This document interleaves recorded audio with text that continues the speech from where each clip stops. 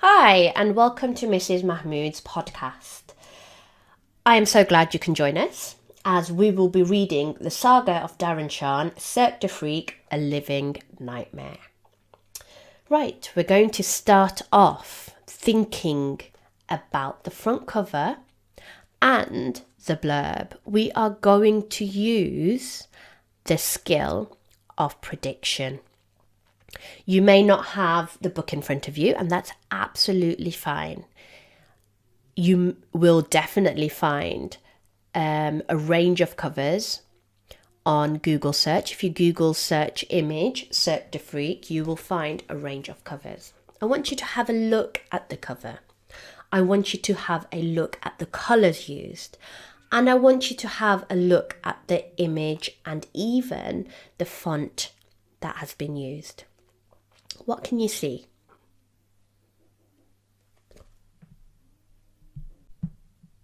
Pause it. Pause the podcast and jot down some of these key things that you can see. And then I will go through what I can see on the cover of my book and see if we can make some predictions. So, also, if we look at the blurb, it says, The Saga of Darren Shan. I was an ordinary boy until I visited the Cirque du Freak, until I met Madame Octa, until I came face to face with the creature of the night. That's when my life changed completely. I don't expect you to believe me, but everything I describe in this book is absolutely true. Interesting. So, how can we link the blurb to the front cover and make a prediction?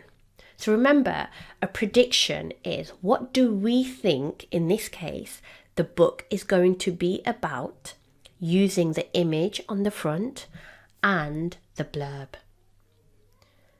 Any ideas? Pause it. Write some ideas down.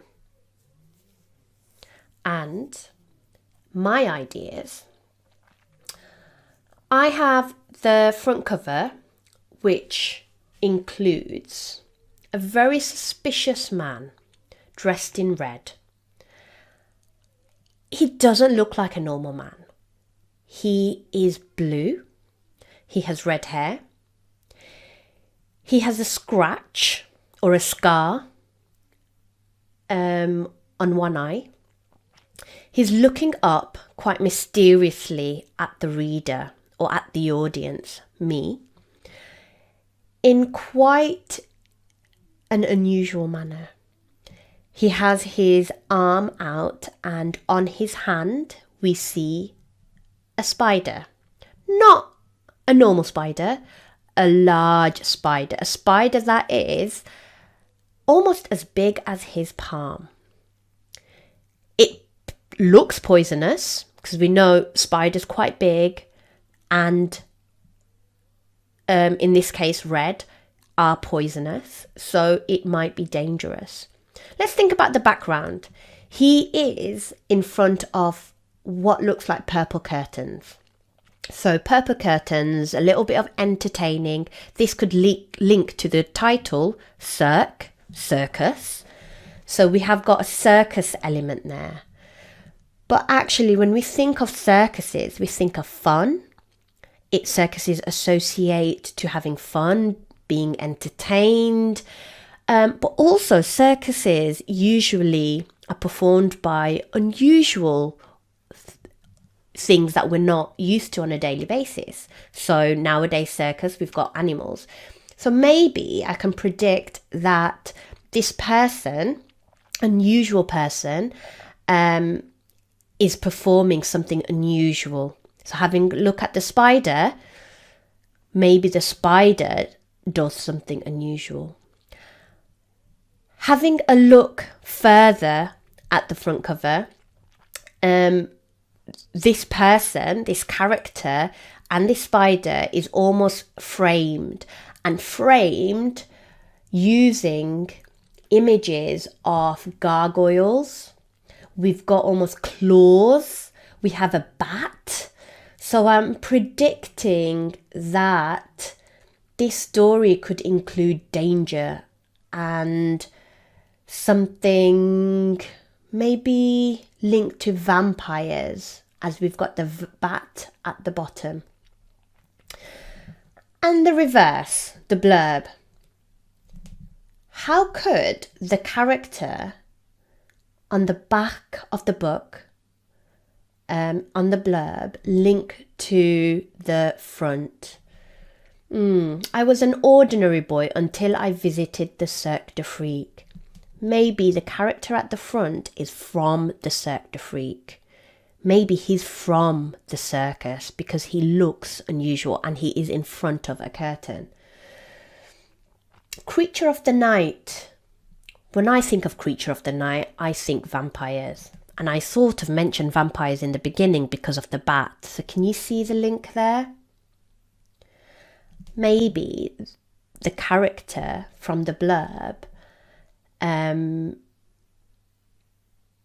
has something to do with the character from the front, and if they meet the character at the back, the ordinary boy, his life changes. So we're not 100% sure. It is a prediction. We have to read the book to find out whether my predictions are right. And it's absolutely fine if predictions aren't correct, because at the end of the day, they are predictions. Right, let's continue then. Let's start off with the introduction. And once we've read the introduction, we're going to start off with one of the more challenging roles, the structural engineer. Thinking about how the writer has structured this introduction to make us interested. It is the first chapter in the book. How does the writer get us interested? Here we go. I've always been fascinated by spiders. I used to collect them when I was younger. I'd spend hours rooting through the dusty old shed at the bottom of our garden, hunting the cobwebs for lurking 8-legged predators. When I found one, I'd bring it in and let it loose in my bedroom. It used to drive my mum mad. Usually, the spider would slip away after no more than a day or two, never to be seen again. But sometimes they hung around longer. I had one who made a cobweb above my bed and stood sentry for almost a month.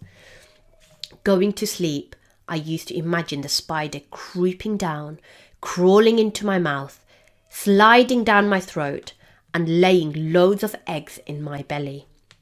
The baby spiders would hatch after a while and eat me alive from the inside out. I loved being scared when I was little. When I was 9, my mum and dad gave me a small tarantula. It wasn't poisonous or very big, but it was the greatest gift I'd ever received. I played with that spider almost every waking hour of the day. Give it all sorts of treats, flies and cockroaches and tiny worms, spoilt it rotten. Then one day, I did something stupid. I'd been watching a cartoon in which one of the characters was sucked up by a vacuum cleaner. No harm came to him. He squeezed out of the bag, dusty and dirty and mad as hell. It was very funny. So funny, I tried it myself with the tarantula. Needless to say, things didn't happen quite like they did in the cartoon. The spider was ripped to pieces. I cried a lot, but it was too late for tears. My pet was dead. It was my fault, and there was nothing I could do about it. My parents nearly hollered the roof down when they found out what I'd done. The tarantula had cost quite a bit of money. They said I was an irresponsible fool, and from that day on, they never again let me have a pet, not even an ordinary garden spider. I started with that tale from the past for 2 reasons. One will become obvious as this book unfolds. The other is, this is a true story. I don't expect you to believe me. I wouldn't believe it myself if I hadn't lived it. But it is. Everything I describe in this book happened just as I tell it. The thing about real life is, when you do something stupid, it normally costs you. In books, the heroes can make as many mistakes as they like. It doesn't matter what they do because everything comes good at the end.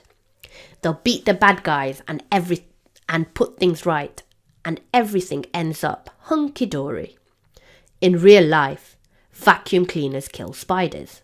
If you cross a busy road without looking, you get whacked by a car.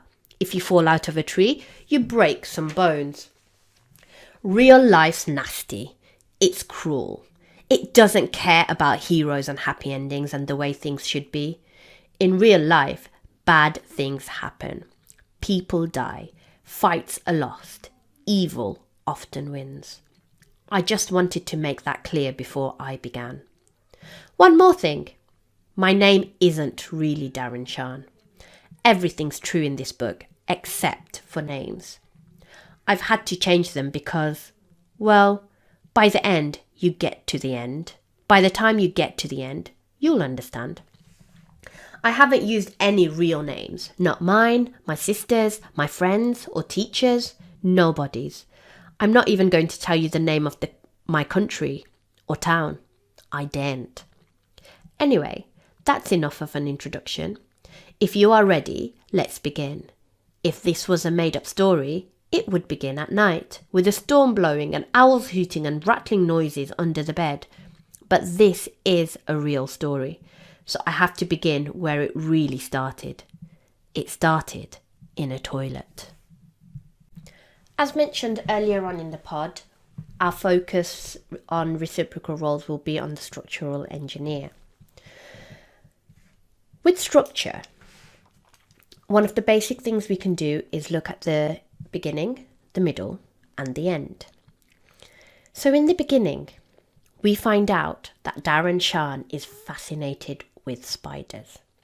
We can see a really clear link now to the cover. There is a spider on the front cover. So Darren Shan, the character, is fascinated with spiders. Okay, we find out a past story of how he was able to have a tarantula and he ended up killing it. We find out that this past story links to something later on. As we carry on reading, the character, Darren Shan, he questions reality versus fantasy because he wants us to believe that this is a true story. How does that make you feel? The character telling us, the reader, that whatever is to happen in this book, it is true. Do you believe him? Does it make you confused? Or is it exciting? It makes us think that this is specifically and purposely done by the author to continue reading, to intrigue us, because we know it is fiction.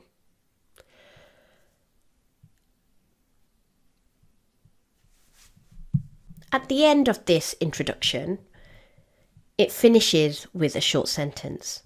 It started in a toilet. Why? Why a short sentence?